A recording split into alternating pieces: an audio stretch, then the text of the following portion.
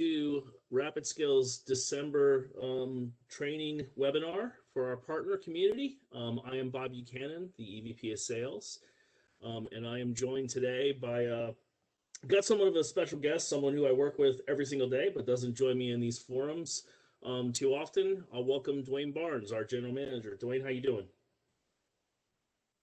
Great, Bob. Happy to be here. Yeah, thanks for joining us, Duane. For those of you who don't know Duane, longtime technologist, a career technologist, and also the top executive for RapidScale. And what we're going to talk about today is preparing for the 2021 cloud conversations. It is not too early to be looking ahead. Obviously, 20's presented a ton of challenges, but with those challenges have come opportunities, and we'll dig into some of those, what those opportunities have presented us with, how we capitalize on them, and then maybe a little bit of what to look forward to. So let's jump right into it. So as always, these webinars are recorded, folks, and if you're a frequent participant, you'll know that we'll send out the recording along with a copy of the deck for your reference. And lastly, if you have questions, submit them via the chat during the session, and we'll make sure we get to those at the end. And if there's too many, we will answer those. We will answer those in the email. So we have all watched what's happened in the past year, right? And the companies have been stretched. I don't think that's a secret. We've talked about this. They've been pushed to scale to remote work. 83% of all organizations have done that. They've been challenged into digitalization. So, looking at that was already happening, right? So the digital transformation trend was already happening, but what the pandemic accelerated it. 84% of organizations have admitted that. And then the acceleration to automation, how to do things more efficiently with less manual intervention. And this is the source here is the World Economic Forum, but there's no secret here. Everyone understands this. This is just kind of a little bit of a level setting of what's happened in 20 and what organizations have been forced to do business differently to obviously maintain productivity. And a lot of the sellers I've talked to, not only our internal sellers, both within RapidScale, with our friends within the Cox business community, as well as folks within the partner community. A lot of them are thinking, hey, with all this transformation and all this shift, there might be nothing else to sell. Everyone's already made this move, and we're of the mind that that's a mistake. I read a stat recently that Gartner's predicting that the cloud market's going to expand to 120, in excess of 120 billion globally in 2021. As many of these companies have shifted, there's still a lot more to capitalize on. And I'll note that while they did shift, they shifted in a temporary fashion. Many of them, it was hard to understand how long we were going to be in this predicament, and we don't see that trend ending very soon whatsoever. So the major trend here in enabling work from home, number one priority. Again, I don't think that there's any surprises in this messaging. If you look across, what does that mean from a what can you sell? What can we offer these clients? I look at desktop within RapidScale, Microsoft Office 365, SD-WAN. Those are three things that are core to us that have absolutely exploded. 40% year-to-date growth within desktop, 90% within Microsoft 365, and that's just not for Exchange. That's for the collaboration tools. I think they're driving that, including Teams. And then SD-WAN. Many folks within the partner community are still getting used to the fact that RapidScale is become a leader in the SD-WAN space.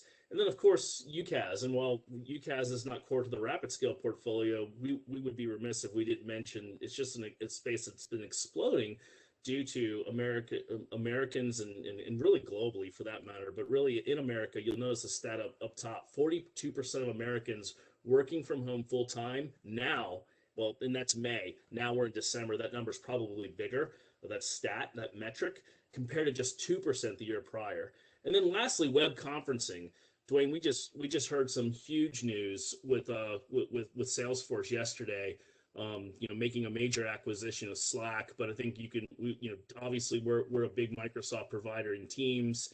But Zoom could fall into that category, and the ability to maintain productivity and ensure that these folks can work from home are driving all of these technologies. And as I mentioned, right? So are we moving from when you looked at 21, these organizations, many of them, and I'm not talking about just a few. I think the majority, from what we've seen, said, you know what, we need to react, and they did. They put a lot of what I would call stable, but maybe short-term solutions. Perhaps even you might say band-aid type solutions that get them through this period. But if we're thinking that we're all of a sudden going to pivot back and we're going to do this 180 and all of us are going to be back inside those four walls working, I think that's a misnomer.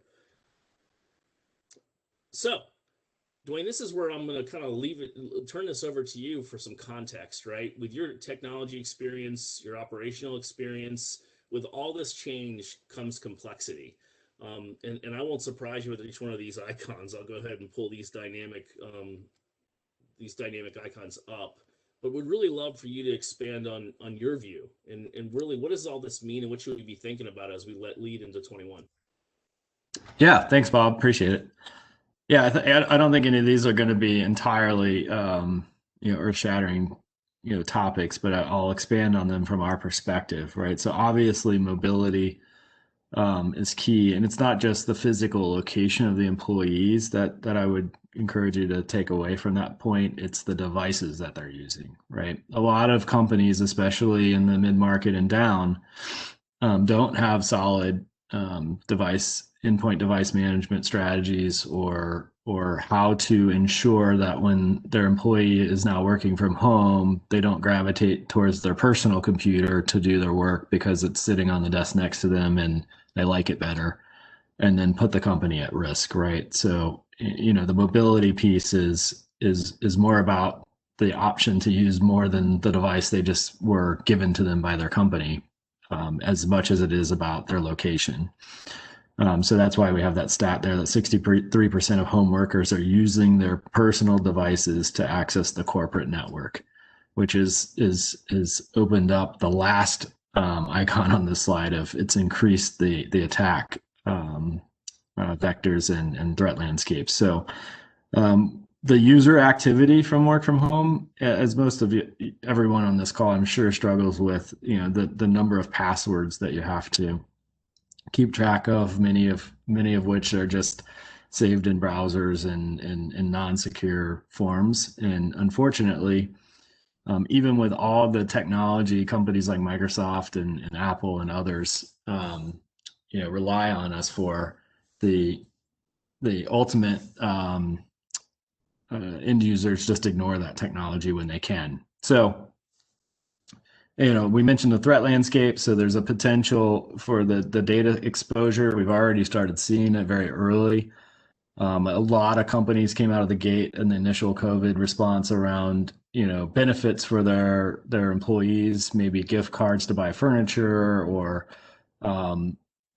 cash for whatever they might need to firm up their home offices. And of course, the phishing attacks ensued by offering similar, you got to sign up within an hour to get this, free gift card.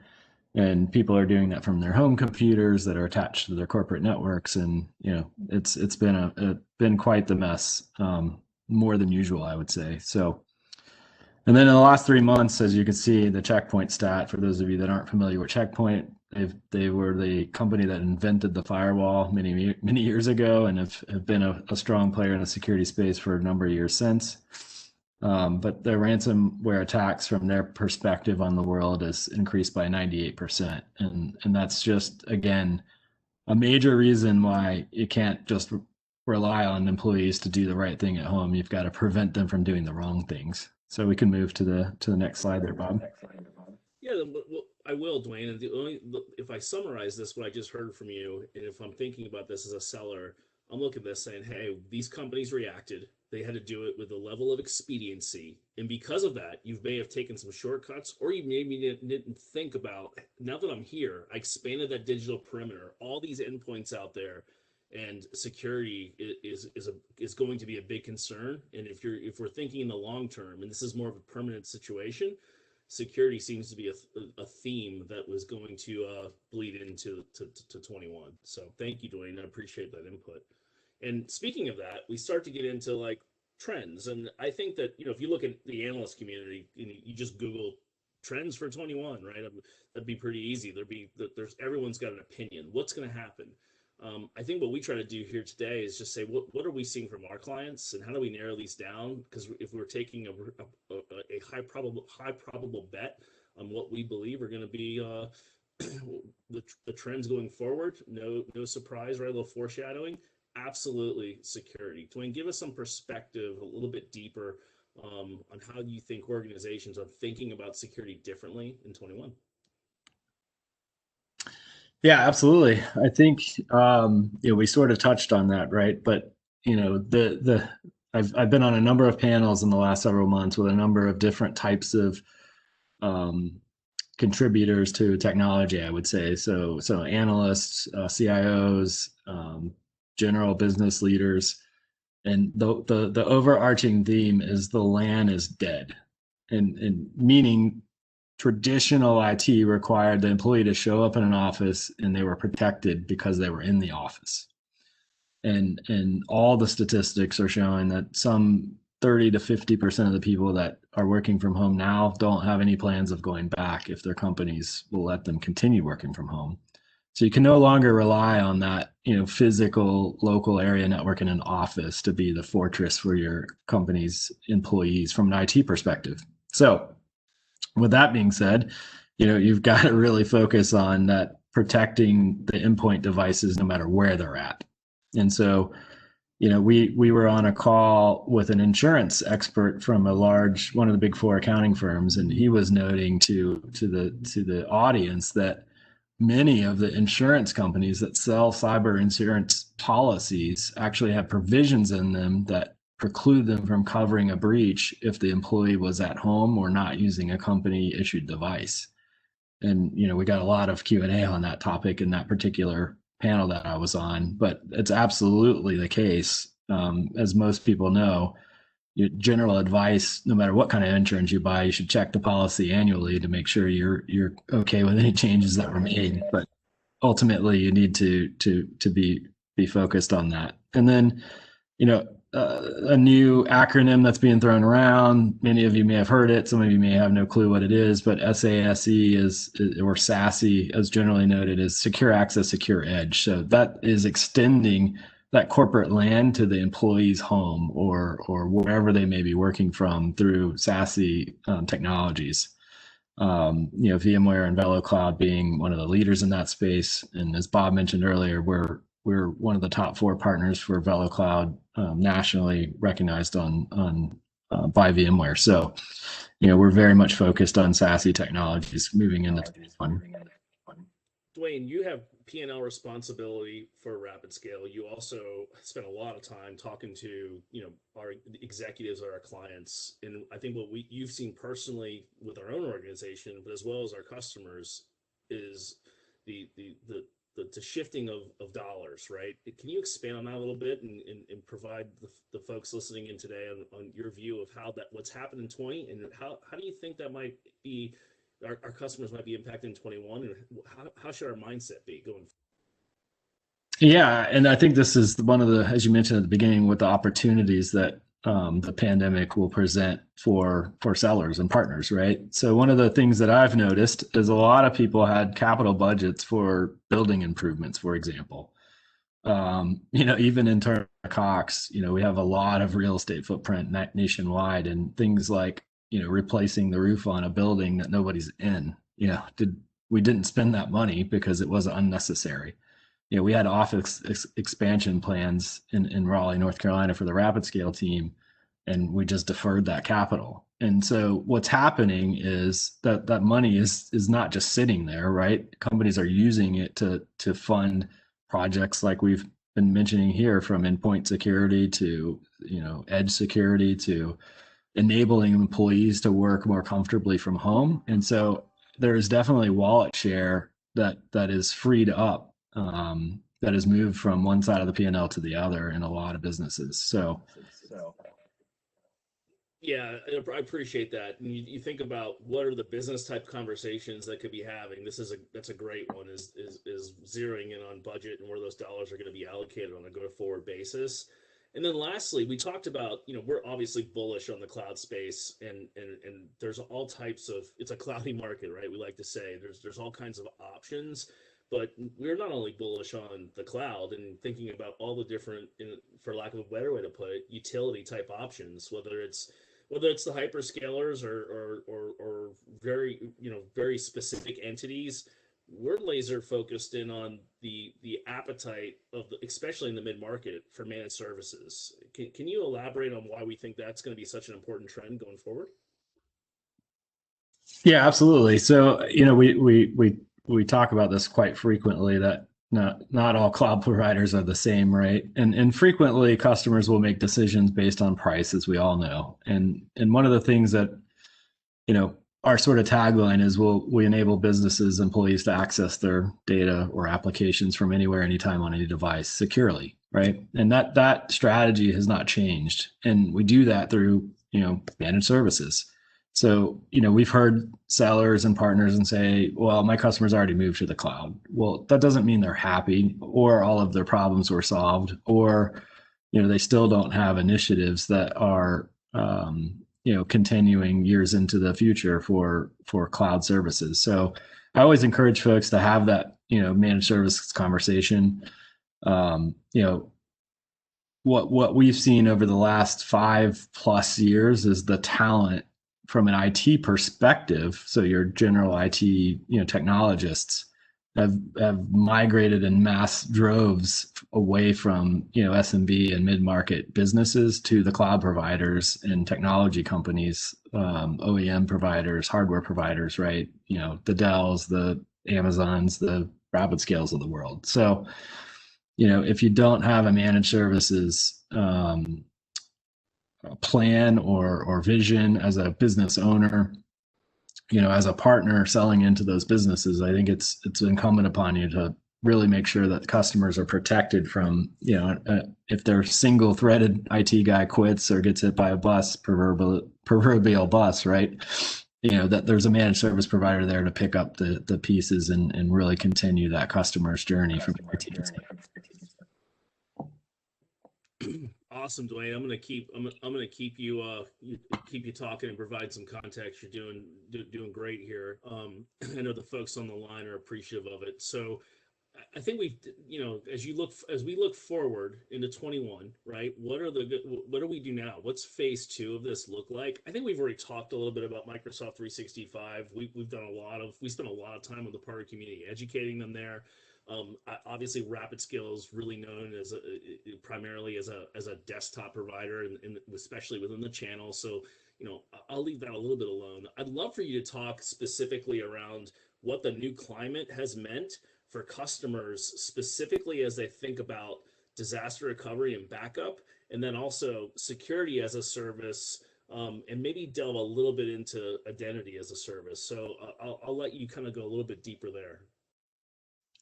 Yeah, for sure. And I think you mentioned at the beginning, a lot of companies perhaps accelerated their plans to move to the cloud because of COVID and maybe glossed over some of these details. So I like the note here on the slide about the massive shift will now require people to go back and secure those environments, post COVID, right? So, what does that mean? Okay, well, I maybe lifted and shifted a couple servers through them in the cloud so I can get my employees working quickly. And then now I need to go back and make sure that, those assets are protected through disaster recovery and backup as a service, for examples.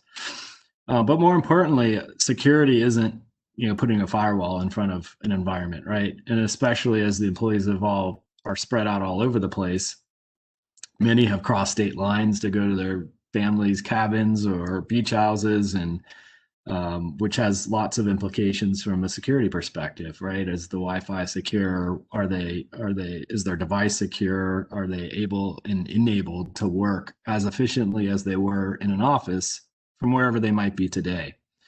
So security is a huge opportunity, as it always has been, but it's even a greater focus with the threat landscape now in permeating people's home networks. So identity as a service, RapidScale has always done that work from a consulting perspective. We just formally productized it at this point to make it simpler for customers and sellers and partners to understand. So if you really think about the earlier slide that mentioned you had 80 passwords, that's not terribly different in a corporate environment. Every system has to have an authentication method. So we've basically formally developed a product that makes it very simple for an employee to have one username and password with multi-factor authentication enabled to access all of their corporate applications, which also makes onboarding and offboarding customers very, very simple. So it's sort of the glue that holds the employee wherever they might be at on whatever device they're on to gain access to the corporate environment in a secure manner without having to remember 80 passwords or write them down on sticky notes and whatnot. So. Awesome. I'm going to move over to Duane, if you don't mind. We're going to move into our roadmap and what lies ahead from a product standpoint. I know that we're always a little hesitant to do this, right? Because the roadmap can always be fluid. I think we teed you up here for what we really do feel are going to be offerings that are on the way, or that we're pretty confident they're going to hit. And again, I'll skip all the dynamics here and just put these up there, and I'll let you dive in and maybe give us a little bit, give the folks on the line a little bit of insight into what's.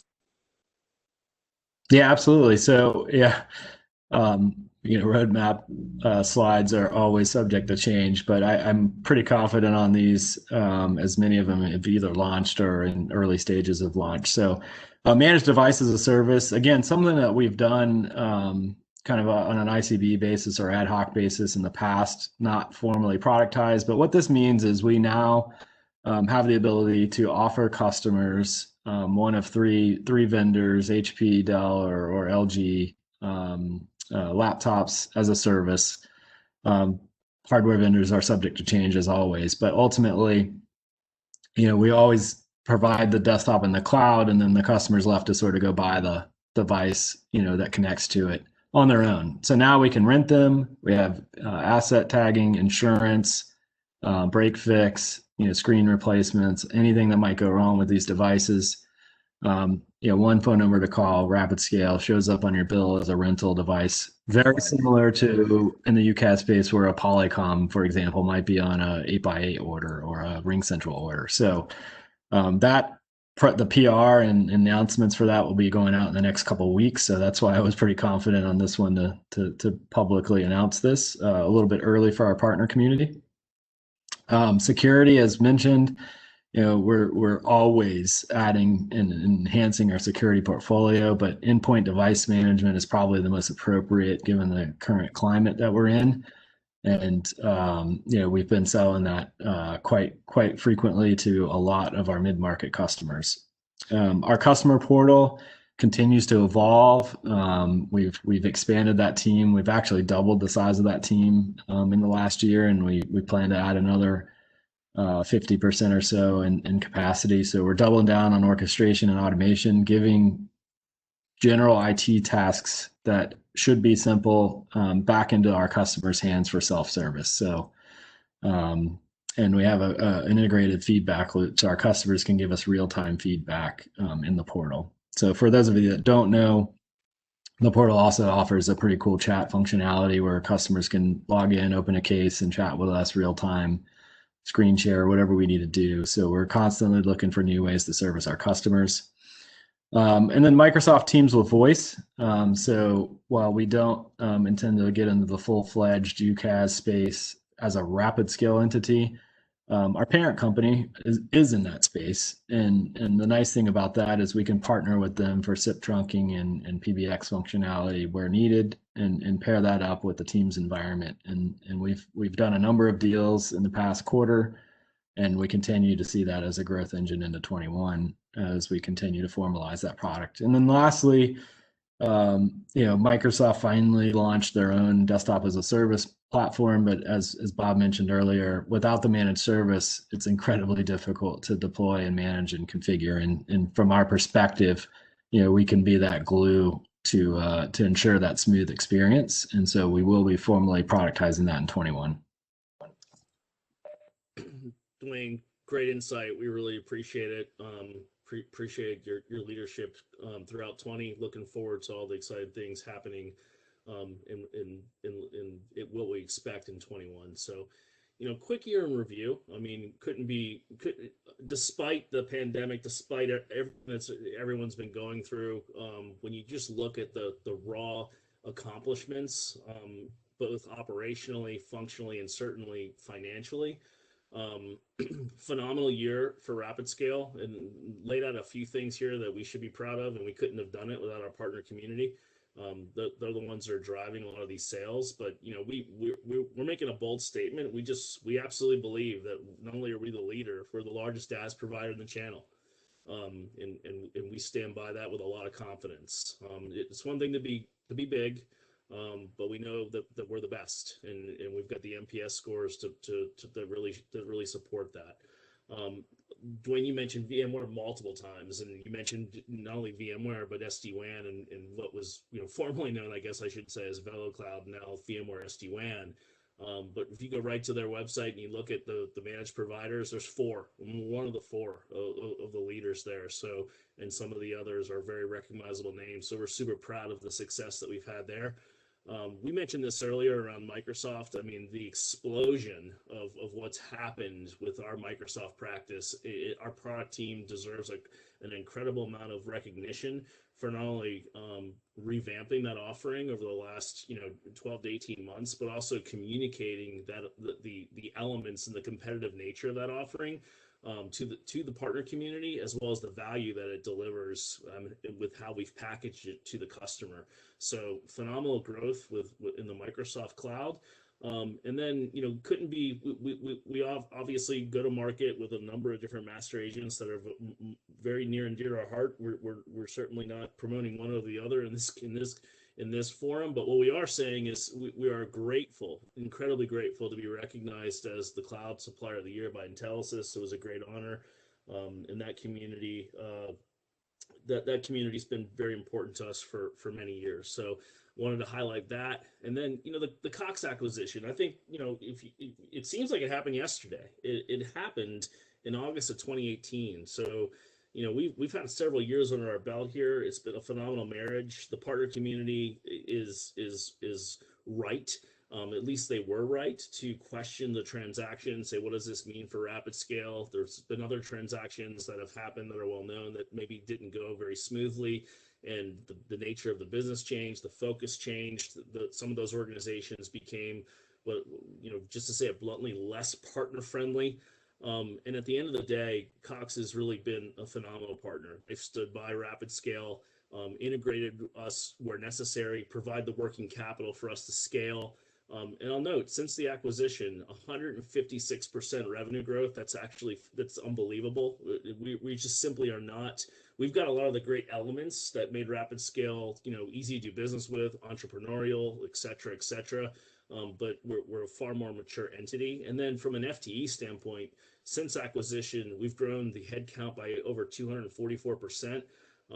Really phenomenal, and I couldn't be more proud of being in a position to attract such great talent. A lot of the folks here see the sales folks that and the channel managers and the people we've brought in from a leadership standpoint, but engineers, operations, support, just what a ride it's been, and very thankful for that marriage.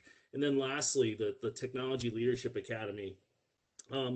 Really would argue that there's not many suppliers, especially in the managed cloud space, that have put the energy and the assets and resources into the portal and the training and the enablement functionality that PLA has offered.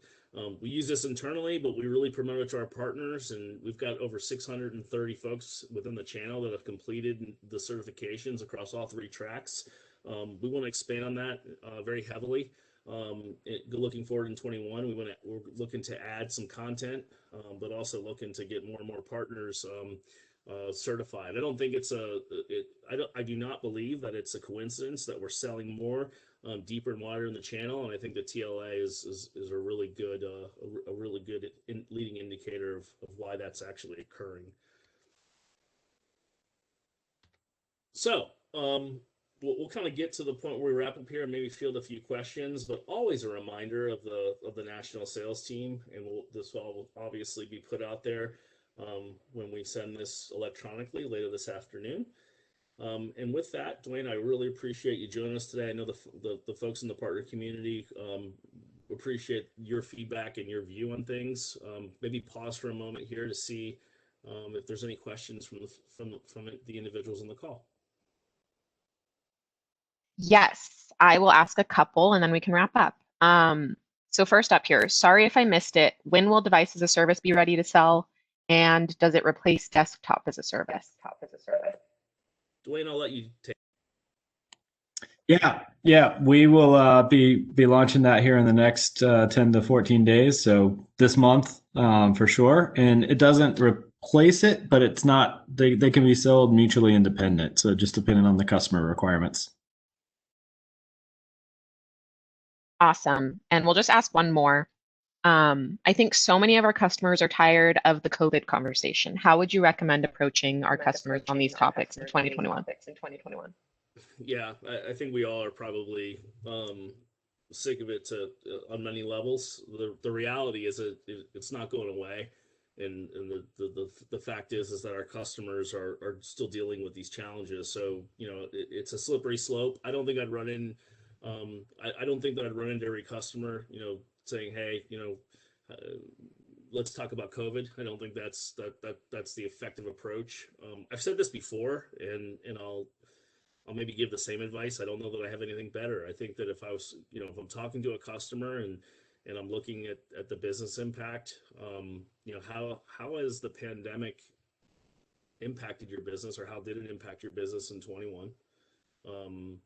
How did you respond, and what did you learn? I think those are three questions that I continue to preach, that I think are effective and really lead into really solid business dialogue. And then I also wouldn't forget the three trends that we talked about here, right? Is if forward looking, and again, I'll note that there's obviously other trends that are going to prove to be true, but we are really confident that if you want to get into meaningful discussions, security is going to be tip of the spear. I mean, it's a lot easier, as Duane mentioned, to control not only your employees, but to control your assets and to mitigate threats if everything's parked inside a nice LAN. We're in a much more distributed world today, not only with employees working remotely, but also with assets in a heterogeneous cloud environment. So security.